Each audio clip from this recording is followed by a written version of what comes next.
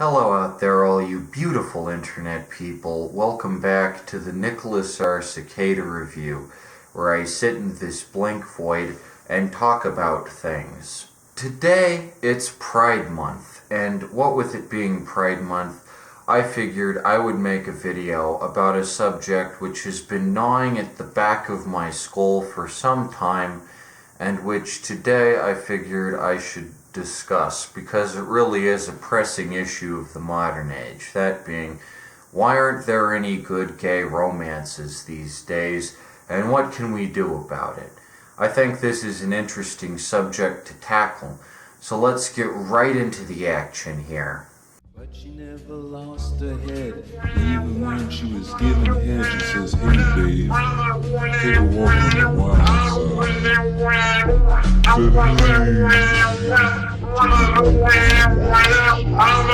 So, I've often been accused, by straight people mind you, of being condescending whenever I discuss LGBTQ plus issues. I find this particularly humorous given that I myself am LGBTQ plus, well, I'm asexual. So accusing me of being condescending to LGBTQ people on LGBTQ plus issues is kind of like accusing a drag queen who's being catty to another drag queen of being condescending to an LGBTQ person. Like, I'm LGBTQ plus IA, so whenever I speak on LGBTQ plus issues, I have some stake in the game.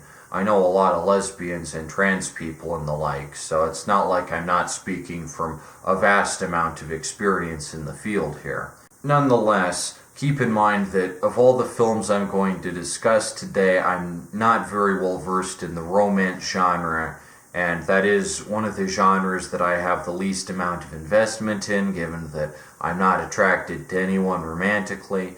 But nonetheless, I do think that it is worth studying romantic films narratively as opposed to emotionally. If any of the movies I discuss today make you feel all butterflies and giddy in your stomach, that's great. But I study movies purely from a narrative lens. There are a lot of great romance movies out there that I think are fantastic, despite the fact that they do nothing for me in terms of romantically investing me. Like The African Queen, for instance. That's a good example of a romance movie that also has a lot of adventure and really cool set pieces and really great cinematography. Same with The Princess Bride. It's a romance at the core of it, but there's a ton of special effects and cool set pieces and cool characters to get invested in. And I think that's what romance should be, even if, it's a romance at the end of the day. It should still function as an interesting narrative movie, just on the face of it. Apart from the romantic aspect, it should also be a captivating watch, and a lot of romantic movies are.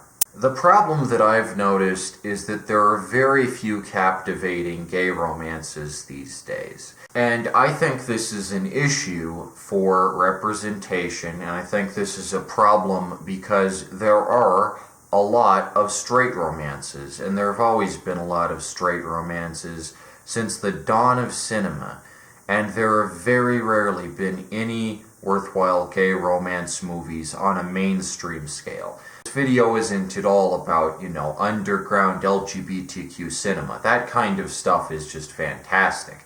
There are a ton of great, small, independent LGBTQ plus movies made by LGBTQ plus people, gay movies and lesbian movies and bisexual movies that are fantastic. I'm not talking about those in this video.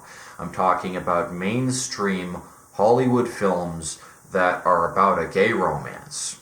Now, these are the cliches I typically notice in contemporary gay romance movies. Again, just talking mainstream Hollywood fare that is shoveled out to the masses, and it's very important that we keep in mind that this stuff is given to the masses as a representation of the gay outlook and the gay perspective and the modern contemporary gay American experience. So these films have an enormous amount of responsibility, and they need to be respectful in how they depict that experience, right? These are the cliches that really get me. Every gay romance movie is set in like a tiny little deep south or rural or like Midwest town where there's like 500 people and it's conservative as hell and they all hate the gay couple and they're all like, ugh, gay people, what? And I just think this is so lazy from a screenwriting perspective to have the conflict of the film explicitly revolve around the fact that the society in which the characters exist does not accept the characters. Now, I've got some backlash for this perspective.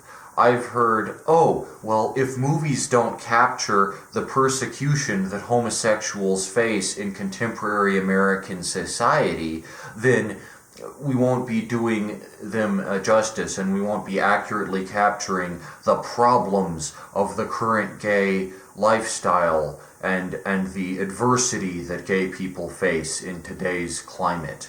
But on the other hand, I think the problem with these movies is that they only capture half of the American gay experience.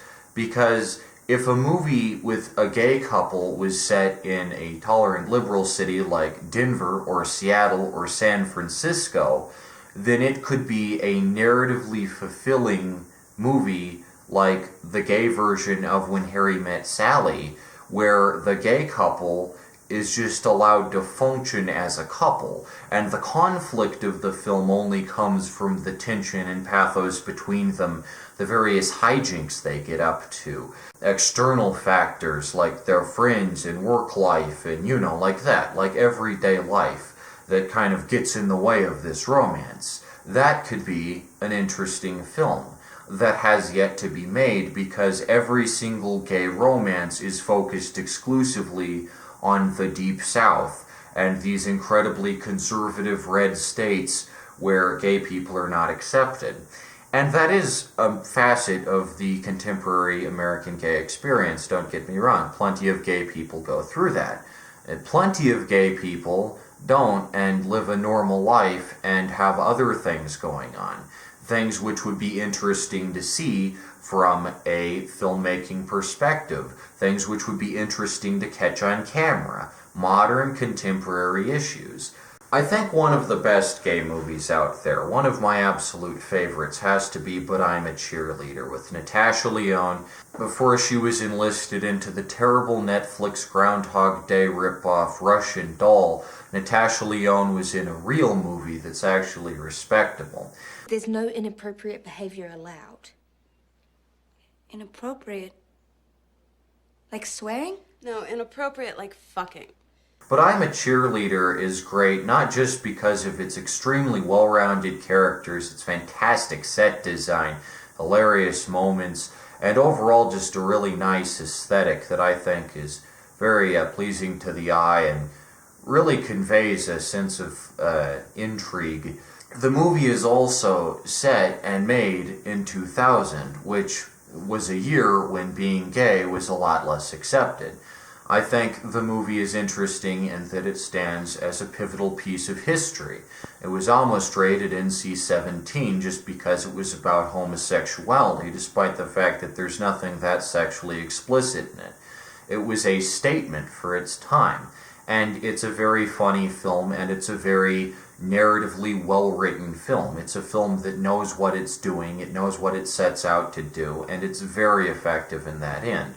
But then again, like I said, that was 22 years ago, and I think the contemporary gay film should accurately reflect the contemporary gay experience. As much as there are small rural towns which are still extremely homophobic, there are also giant cities which are not as homophobic, and I think that should be captured too. Like, for instance, imagine if the only depictions of African Americans in popular film were in movies like Gone with the Wind, and none of the urban grit and blaxploitation genre with awesome movies like Coffee or Sweet Sweetback's Badass Song were depicted in cinema.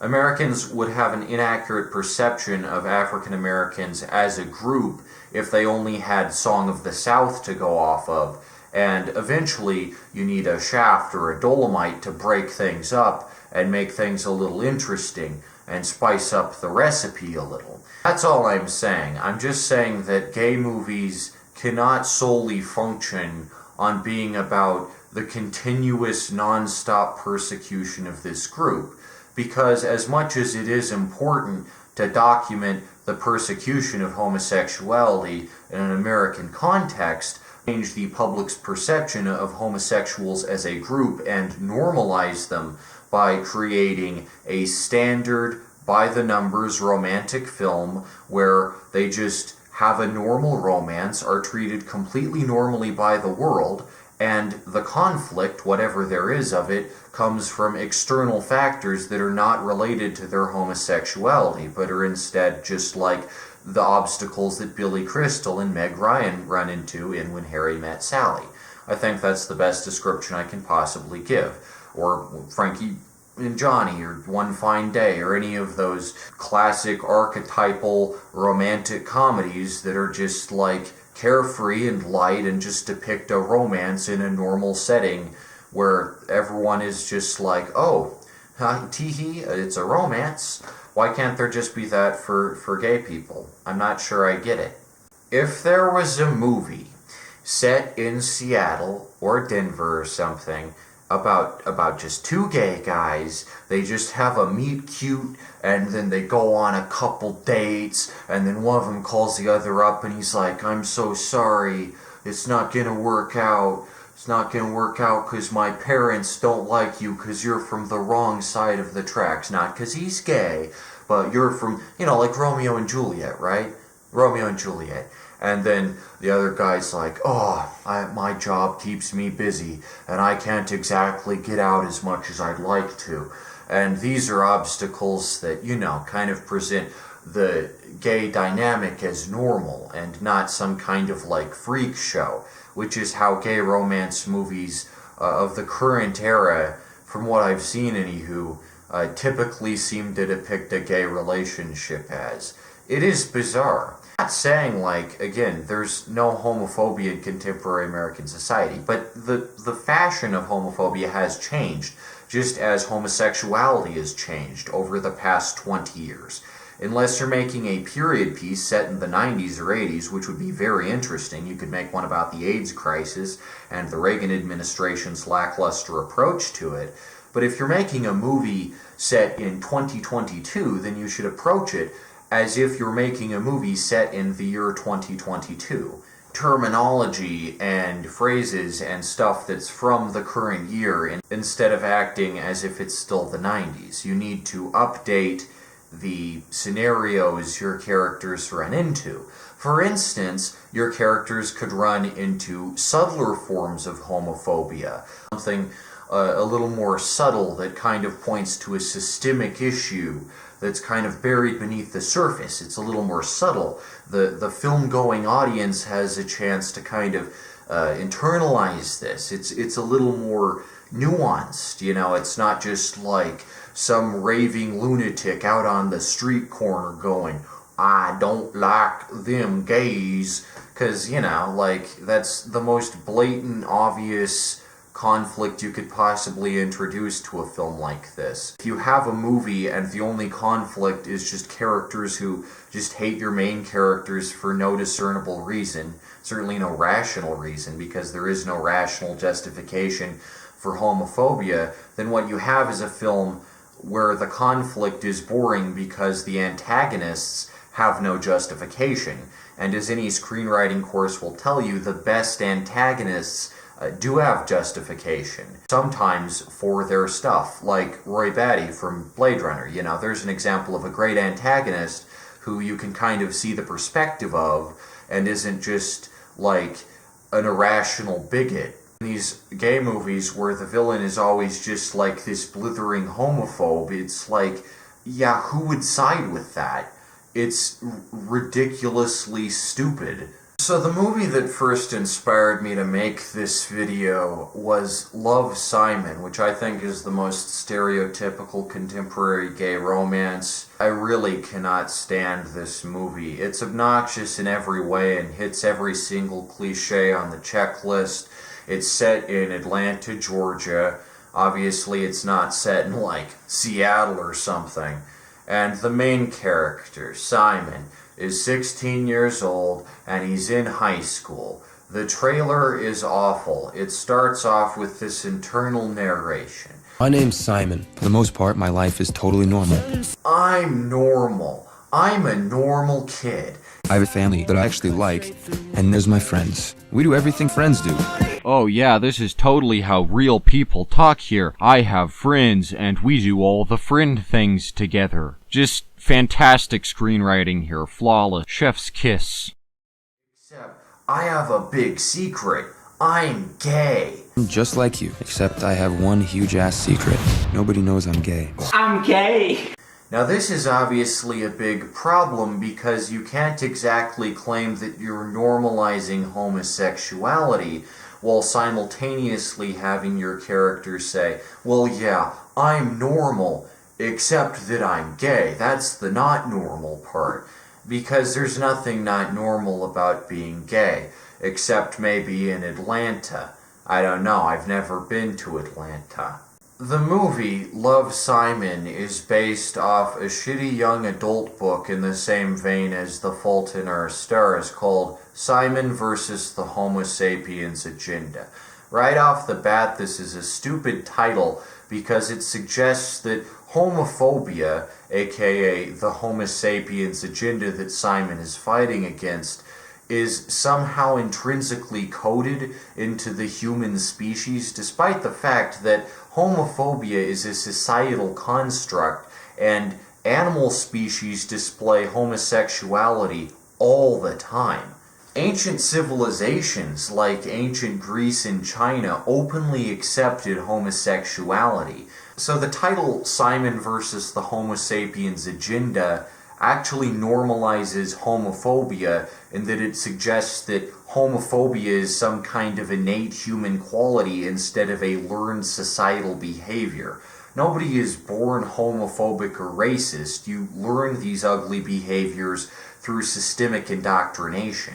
The movie revolves around Simon and his terrible secret of being gay, and how it completely makes his life so difficult and he's repressed and in the closet all the time. Now, I've heard this movie compared to a John Hughes movie. That's one of the first things on its Wikipedia page. Except I think that comparison is a little disingenuous because in a classic John Hughes rom-com, if we take those as like the standard of the genre, like the best that you can possibly get out of the genre of like a light teen rom-com, like say in Pretty in Pink, for instance, Andy Walsh isn't constantly at the threat of running up against a lynch mob, you know, with like pitchforks and torches. That's not an obstacle for her. The conflict of Pretty in Pink comes from the average, normal issues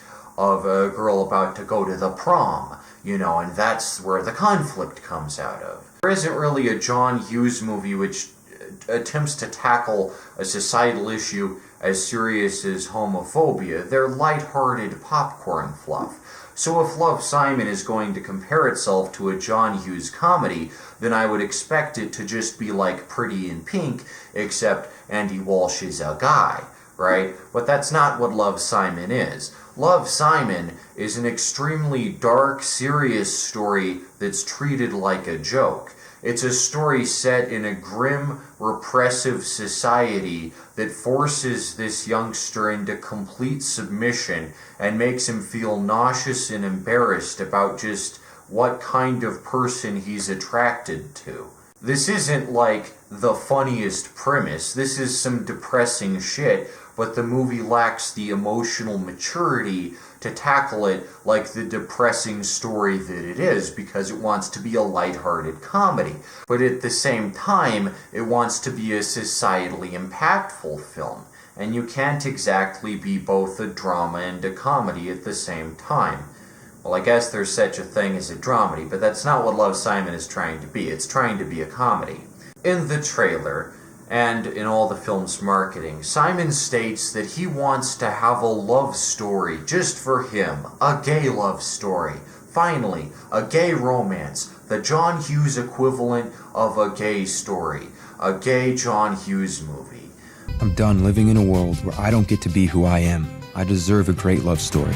But you can't really have a great love story if the whole movie is just spent with the characters saying, I wish this was a great love story. It'd be kind of like if 2001 A Space Odyssey was just 2 hours of Dave Bowman sitting on the spaceship Discovery and saying to Hal, dang, I wish this was a great sci-fi movie. You haven't made a great movie if all you do in your movie is think about how it should be a great movie. It should just stand on its own as a great movie. And I don't think Love, Simon is capable of that. I don't think Love, Simon even comes close. It's an extremely sterile, bland, repetitive Hollywood product. I miss back when gay movies were fun and innovative and kitschy and unique and different and cool, like But I'm a Cheerleader. That movie is great. It's colorful, it's fun, it's peppy, it's exciting, there's tons of conflict and tons of interesting character dynamics and so much thought put into that film.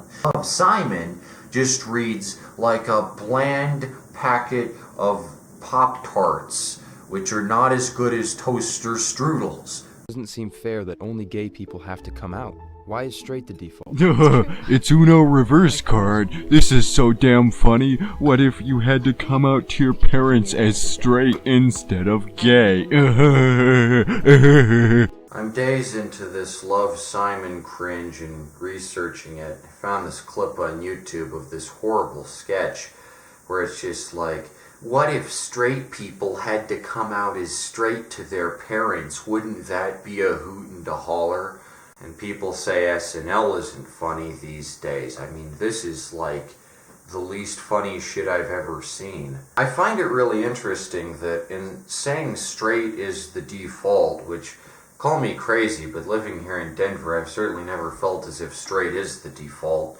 What this skit does essentially is it states that straight is the default, so then the audience's expectation is that straight is universally the default, even if historically and scientifically straight isn't a default. So the movie is crafting a reality that is in opposition, like direct opposition to our reality.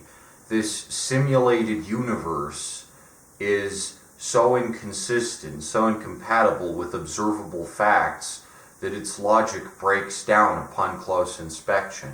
That's the level of ridiculousness we've got here. The really funny thing about it is that in saying that straight is the default, it acts as if coming out to your parents while they're sat on the couch is some kind of universal default, as if this is some kind of expected ritual that all gay people go through, like the gay equivalent of a bar mitzvah or something, which, to the best of my knowledge, it's not. Stop crying. I'm trying. Here's a crazy idea. Different people live different lives, and there are different circumstances, and things happen differently.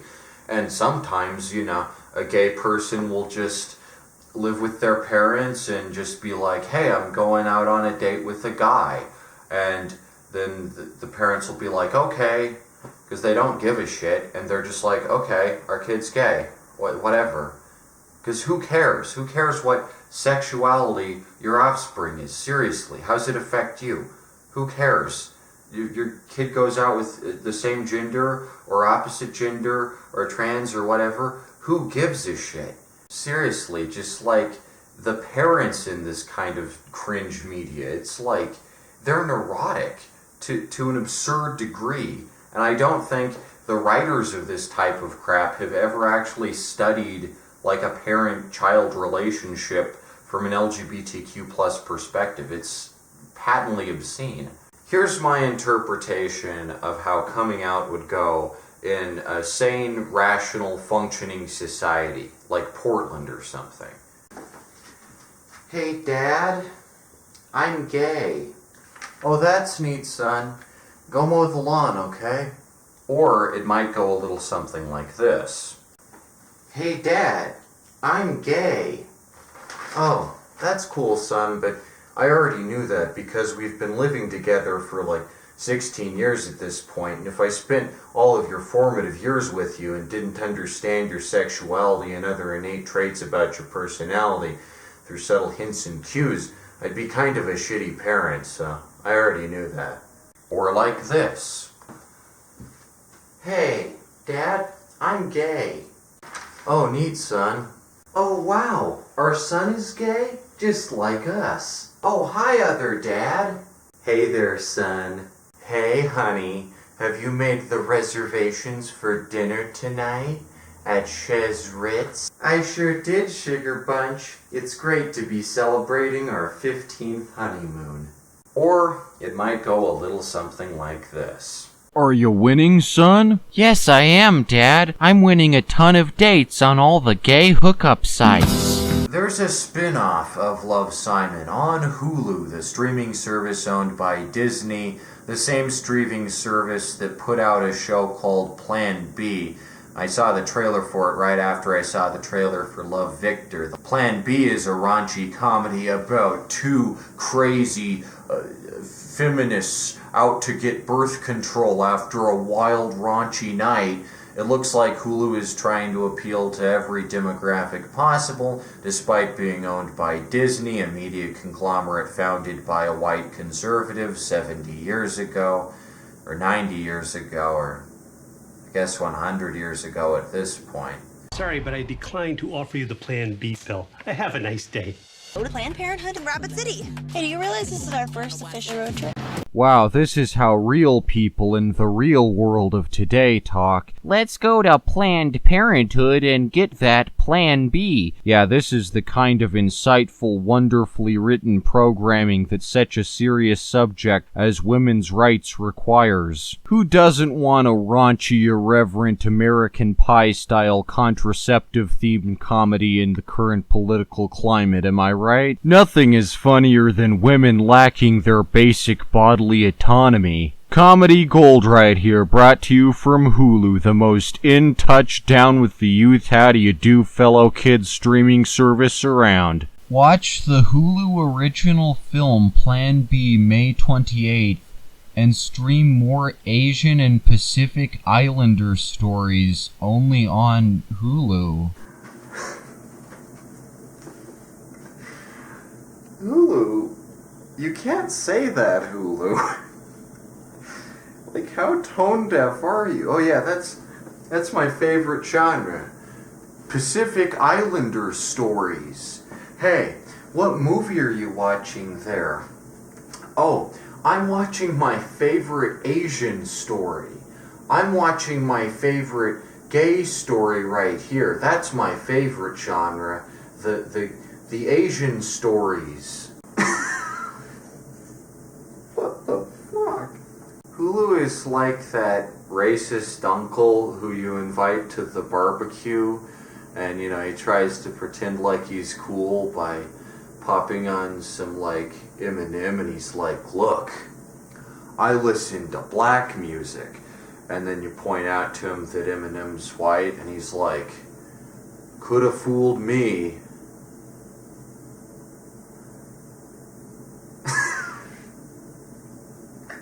What am I looking at anymore? Love, Victor is an absolutely abysmal show set in the same universe as Love, Simon, the smash hit, and the minute I saw the trailer I was like, holy shit, this show is so ridiculously out of touch. My story is confusing. Some guys like guys, some guys like girls, some guys like both. I'm not even sure what I like. Victor as a character is really poorly defined. In the trailer, he's like, I am figuring out who I am. Thought I'd finally get the chance to be myself, or at least figure out who that even is. And I get that it's a coming-of-age story, but so is The Breakfast Club, another great John Hughes example. The reason people like The Breakfast Club is because the characters are all really sharp and really, really well defined. And you can place them and give an archetype, you know, one's the goth, one's the stoner, one's the jock, so on and so forth. You have characters who know who they are.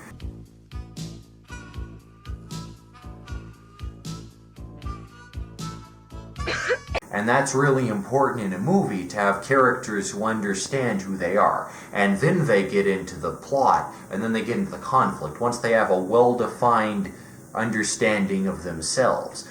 Imagine if in Indiana Jones was just like, yeah, I don't know who I am, but I'll figure it out. Nobody would have watched Raiders of the Lost Ark if that's how Indiana Jones is at the beginning. If he goes into the temple and he's like, gosh golly gee whiz, who am I? I don't know. You have great movies because you have great characters. Characters are the backbone of narrative, along with setting and a lot of other important components. But you're not going to have a great movie or a great show or a great anything if you don't have extremely well-defined, well-rememberable characters. Natasha Lyonne in But I'm a Cheerleader is a great example of a really well-defined character who knows exactly who she is and exactly what she wants straight from the beginning. She grapples with her homosexuality throughout the plot, and that is an integral part of her identity, but it's not all of it. You feel like you're watching a well-developed three-dimensional character unfold before your eyes instead of a stale cardboard mannequin like Simon or Victor, who have about as much weight as a dime store novelty toy that's made out of plastic. Honestly, it's difficult for me to think of two worse examples of a homosexual romance than Love Simon or Love Victor. The dialogue is so poorly written that at the end of the Love Simon trailer, Simon says, "Warning, this is about to get romantic AF." Disclaimer. This is about to get romantic as F. What? That's what I'd expect. It's a romance movie. Do you expect that it won't get romantic AF? Imagine if that was in When Harry Met Sally. Billy Crystal's like, "Warning, this is about to get romantic AF." It's like, yeah, I know. Nosferatu's about to get scary AF.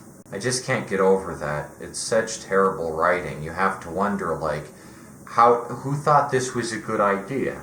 I looked long and hard for a great example of a homosexual romance story that isn't, deep or really tinged with these dark overtones or set in the deep south, so the characters have the Westboro Baptist Church breathing down their neck at every second, because that's not the most lighthearted, fun film. I was pointed to a comic called It's Always Raining Here. About a year and a half ago, quite a while back at this point, on a forum, I had asked this, why is every gay romance so cliche? Why is it always just the conflict is just that society doesn't accept gay people? Why can't there just be a romance between two gay people that normalizes homosexuality, treats it like a normal thing? Because that is how a lot of contemporary society treats homosexuality. You don't have the exaggerated reactions in the Love Victor trailer where his parents are like, "Our son is gay? Our son kisses other guys? This is crazy. Holy shit. Oh my gosh." And his parents are like, "Boys with boys? That wasn't a thing back in our day." Boys kissing boys. This is not the world we grew up in. And it's like, yeah, it was. You were around in the 80s, in the 60s. Homosexuality existed then. If you chose to ignore it because of your stupid limited perspective, then that's not their fault. I mean, honestly, gay comedy should also acknowledge just how long homosexuality has a history for. All too often, gay movies completely neglect the long and storied history of LGBTQ plus issues. There should be a movie about that trans singer back in World War II. That is some fascinating shit that the average public doesn't really get a peek into or a perspective on. There should be a movie about that trans singer back in the 40s. That's amazing shit. That's mind blown, Anyway, back on topic, I was pointed to this comic called It's Always Raining Here by Hazel and Bell. Now, I don't know who these are. I don't know if they went into this comic with like a serious attitude or like took this comic seriously.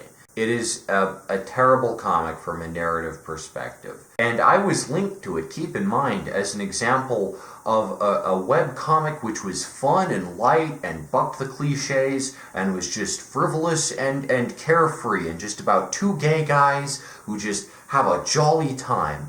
But it's not that. Guess where it's set? A tiny little southern bumpkin town. And the main character's intro, I kid you not, is just like the opening of Love, Simon, where he's like, yeah, I'm normal, except for how I'm gay. Before you judge me, I should say that I'm your average teenage boy in many ways. I have a shit work ethic. I eat like a horse. I am an online boss at Mario Kart. I do have a problem, though, which is that my lonely, masochistic teenage hormones have made me the horniest being known to humankind. It's like a word-for-word recreation of that terrible monologue in the trailer. And I don't know, like, do these awful gay romance stories just think alike in these constant cliches that are just like so predictable? I felt like I was losing my mind when I read this drivel. Just a couple pages in, and you already run into an example of homophobia, where this gay couple who's in high school runs into the average homophobe, and he's this asshat kid who's like, ugh, the gays, I can't stand this. Dude, gross, get off of me. And it's just like, can't this comic do anything else? Can't any story tell a new story that's not set in a town of 500 people that's the most conservative, uptight town possible? Can't we get a new perspective? Can't we get new story beats? Interesting things that happen with homosexual characters. Homosexual characters put in interesting new situations, interesting new dilemmas, interesting new moral perspectives and frameworks to work off of. Why can't homosexual romance media progress as much as heterosexual romance media has been able to over the course of the past century? Why can't that happen? The comic isn't just terrible because it's full of cliches, though. It's also terrible because it has some really ugly stereotypes of its own. Like, for instance, there's one scene where a female character who's just kind of introduced on the side with no real impact on the two gay guys is sexually assaulted at a party.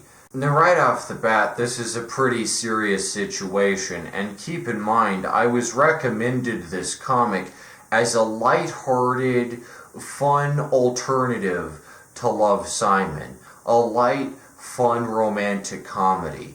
And as far as I remember, I don't recall the scene in When Harry Met Sally where Meg Ryan is about to be knifed to death in the middle of an alley, but this comic got pretty dark pretty fast, and it really went some places that I don't really think any comic should go unless it's like a serious drama comic. And keep in mind, this was branding itself as like this lighthearted, fun little slice of life, goofy romantic comedy. So the female character is coerced into this room, and she's about to get sexually assaulted. And then one of the gay guys comes in and he's like, "Get your stinking hands off of her." And the guy backs down and he's like, oh no, I'm so sorry. And then the gay guy goes over to the female character and he's like, "Oh, it's alright. It's okay now. It's fine. It's alright. It's okay." No. Oh, shut up, would you? Someone's going to hear. Click! Crash! What the fuck do you think you are doing? Thanks, Carter. I'm okay. Well, I feel really woozy. Can you help me get home? Which really just helps to reinforce the cliche tired damsel in distress storyline that we've seen a million times, where your female character needs to have a male savior swoop in to save her and, defend her from the sexual assault. It's so stupid, because in fiction, you have the potential to do absolutely anything. She could have clawed his genitals off. She could have clawed his face off. She could have splashed his face with beer. Anything could have happened, and it would have made for a much more entertaining story that didn't fall into terrible stereotypes like the damsel in distress trope, where the female character is presented as this weak, helpless, frail being who can't, toss or attack her off her and be vicious and put her foot down and say, "No, mister." Because, see, that's the thing. Media impacts how we see the world, and in order to change it, in order to alter harmful stereotypes and perceptions, we need to create stories where our expectations are subverted and new things happen with demographics and new characters are introduced in different ways that may not have occurred to us before. And I'm sure if there were more movies where victims of sexual assault were allowed to wreak havoc on their tormentor and get an epic revenge, then a lot more women would feel safe about speaking out against sexual assault and being open about it and confronting their harassers and talking down to them and saying, "Hey, look, mister, you knock that the fuck off with your flippant casual sexism." Eat shit. That's the power of fiction. Fiction can do that. I'll give you a good example here. In my story, Hypnagogic Archive, the character of Shelby, while this isn't stated outright, but it's pretty obvious if you're able to read subtext, is an asexual. And she's harassed by her employer, Ellis. Now, in the final story, in the final chapter of the epic tale that is Hypnagogic Archive, which I'd highly recommend if you're into fiction or horror or speculative fiction or really anything, it's a fantastic piece. At the end, Ellis takes the unspooled VHS tape and he coils it around Shelby's neck and chokes her, and you think she's down for the count, right? But then she shoves his face headlong into the fire, and his flesh boils off into oozing pustules. And he deserves it, because he's an asshat and a misogynist and a real scuzzbag, right? So you don't feel bad for him. This is an example of a strong female character who really takes the initiative and says, "I've had it up to here with your sexist bullshit. Now here's your just desserts," and pushes him into the fire.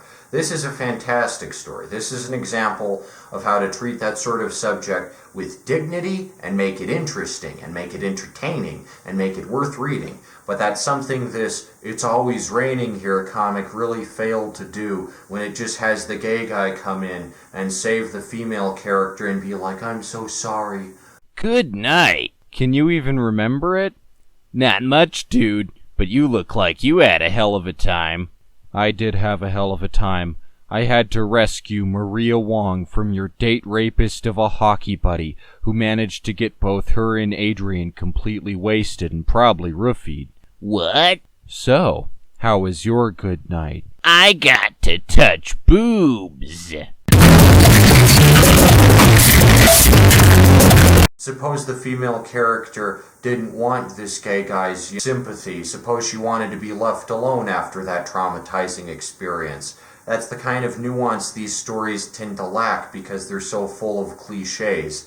In Love, Simon, for instance, Simon emails the only other closeted gay kid at his entire school without the realization that, hey, maybe he won't be into me. Maybe just because we both happen to be gay, it doesn't mean we'll be into each other because, not all gay people are instantly compatible with each other just because they're gay.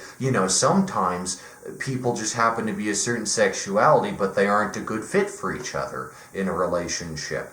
There's the kind of nuance that's really missing from these kind of cliche dime a dozen, everything just falls into place because the screenwriter is a hack type movies and narratives and whatnot. Have you seen the new post? About the closeted gay kid at school. Ah, yes, the post. The post about the closeted gay kid in school. I remember back in high school when the closeted gay kid posted about being gay in the closet, and everyone gawked around it like, oh my gosh, we gotta share this shit. There's a closeted gay kid at school now. This is crazy. And it's high time that gay cinema becomes subversive. And I don't just mean the independent stuff, I mean the mainstream stuff. If it hopes to actually evolve the genre of homosexual romances, it needs to be subversive, it needs to do new things that have never been seen before, and give the audience a new perspective, and not just have a character in this oppressive society, and he's in the closet, and he's like, oh no, I can't say to the world that I'm gay. Let's say we're beyond that point. Let's start making movies with just gay couple after gay couple after gay couple. Them being gay doesn't even factor into the plot. They just have an exciting romance, a scintillating affair of heartbreak and tragedy and joyous uplift. Everything that makes great heterosexual romances. Make the African Queen, but gay. You know? There's an idea, huh? Why can't Hollywood do that? Why can't Hollywood produce a competent gay romance? There's the question of the day. I think the perfect gay romance would be, like I said, just like When Harry Met Sally, but gay. Just a gay rom-com with raunchy bits and funny bits, but it's not set in Atlanta, Georgia. No, it's set in Seattle. Okay, have it set in Seattle, have there be like a scene at a flamboyant gay bar. It's full of, BDSM gear and leather jackets and rainbow colors up the wazoo. Have it be crazy fun. Just have it be a total blast of excitement, wild, just like acceptance, and just like present a society on screen. Hey, get this. Present a society on screen where the characters are tolerant of one another. Because you really get the most interesting stories when the conflict isn't just that the whole world is against the characters. You have interesting conflicts when the antagonist is interesting, when the obstacles are interesting, when things get interesting. That's why I think like depictions of futuristic societies, like in Star Trek and the like, are so great. Because in presenting a fictional depiction all the way back in the 1960s of a futuristic society which was tolerant of Asians and African Americans, all the way back in 1966 with Star Trek, the original series, it was able to kind of mold a contemporary society where that thing is the basic standard. Where you come from, are there a lot of people without the power and my size? Alexander, where I come from, size, shape, or color makes no difference. Through fiction, it was able to shape the future and the way we treat certain demographics through representation. Same goes for like Mannix. Mannix's secretary is a black lady. And when white people saw a black lady on TV in an exciting role that wasn't just Hattie McDaniel in Gone with the Wind, suddenly they were like, African Americans do exist and are a demographic and can do some pretty cool stuff and can have some representation. Ain't this nifty? Ain't this something new?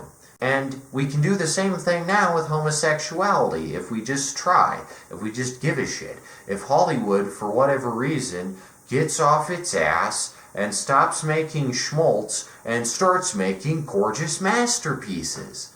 I'm not talking token kisses in Harry Potter 6 Dobby's Secret Chamber Pot. I'm talking about a full-on homosexual extravaganza with the most blatant homosexuality possible, and the conflict doesn't come from homophobia. Here's a fun idea for a movie, Hollywood. I'll pitch it to you for free. I sometimes end these with reviews with movie pitches, because I just have so many ideas floating around in my brain. Here's one, okay? It's set during Pride Month, alright? And it revolves around like a beer company or something, They're trying to pander to the gay crowd with this stupid advertisement that's like, oh, it's Miller time and it's also Pride Month, so get a Miller and it's half off if you're gay. You know, some stupid pandering Pride Month advertisement like that. You know how it is, exploitive, right? And then, like, the marketing firm realizes, oh shit, the guy in this advertisement is a member of the Westboro Baptist Church, and we gotta get him out of there, and we gotta take this ad down. Wouldn't that be a fun movie with like an interesting conflict that's not only applicable to contemporary society, because that's a systemic issue that homosexuality faces these days, schlocky exploitative ads during Pride Month, but also like it's an interesting story that would be interesting to follow as these ad executives have to get this guy from the Westboro Baptist Church off all the billboards and posters that they've plastered around the nation, you know? Wouldn't that be an interesting movie? You know, you could just follow this scandal as it unfolds, and they're like, oh shit, we doofed. Oh shit, we fucked up. We put this giant homophobe in our Pride Month campaign. Wouldn't that be a funny movie to follow along with? A novel premise? Something that hasn't been done before? Hey there, Hollywood. There's a new idea for you. Check it out. Give it a try. And I don't even ask for any royalties. No royalties, I swear. Just make that movie. It'd be interesting. You can have some of the ad execs be gay, some of them be straight. You know, they have conflicting ideas about exploitative ads during Pride Month, different perspectives shown, you know. It's worth making. Just a thought. Just tossing that out there. Just for the heck of it. As I said, though, I'm asexual. At the end of the day, I can't say what it's like to be gay in America the same way I can't say what it's like to be straight in America. I have no idea, because I don't happen to be disposed to this thing called romance. I just watch movies to be entertained. And if a movie is entertaining, that's all I can really ask for. But I can tell when a movie is pandering garbage, and I can tell when a movie is poorly written. And unfortunately, it seems a lot of gay cinema these days is poorly written and made by Hollywood execs who are hilariously out of touch with the current state of things, and I think that ought to change. Just an issue I've noticed, and I hope it gets addressed soon, because it is really lackluster and pathetic, and I think just as like a basic function, we can do better. Just like my song goes, we can do better. I think we can definitely do better in this department. Here's an idea. Maybe Hollywood, here's just a thought. Maybe hire some like really small scale gay writer or something. It was just like very obscure, out of the limelight, just go to some random like coffee shop in the middle of a street you don't even visit, just go to freaking Scranton or something and just pick out this gay writer at random. Just have him write a screenplay for you. It'll probably be better than anything you can come up with, because as I've pointed out in videos prior to this, Hollywood is filled with just nepotism of the highest order and a constant focus on just a tiny little Californian perspective, and I think that's an issue, and I think Hollywood can do a lot better. So I didn't really make this video for you, the viewer watching this at home, you on YouTube, you watching this. I made it for Hollywood. Hollywood, I know you're watching. I know you're watching, Hollywood. What's wrong with you?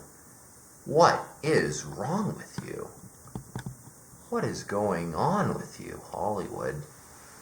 Hollywood? Hollywood, speak to me. You're not dead, are you? You're not dead, are you, Hollywood? No. Hollywood. You can do better. No, no, no, no, no. I know exactly what you're thinking about.